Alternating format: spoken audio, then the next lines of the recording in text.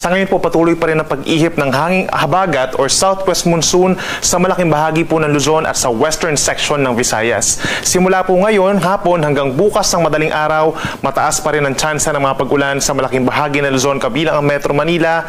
Halos sa magdamag po magiging maulap ang kalangitan at sasamahan pa rin ng mga light to moderate rains, sasamahan din ng malalakas na ulan dulot ng thunderstorms, kaya't magbaon po ng payong kung lalabas ng bahay.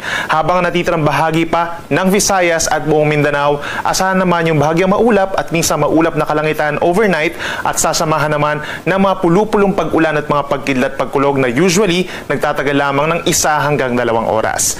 Base naman sa ating latest satellite animation, patuloy nating minomonitor itong mga cloud clusters or kumpul ng ulap dito sa may West Philippine Sea at maging sa Philippine Sea sa loob at labas ng Philippine Area of Responsibility dahil posibleng may mabuo na low pressure area sa mga ito sa loob ng 2 araw. Kaya patuloy na mag-monitor sa ating mga updates. Samantala, nagtaas po ng weather advisory ang Pag-asa. Ito po ay babala para sa mga malalakas na mga pag-ulan.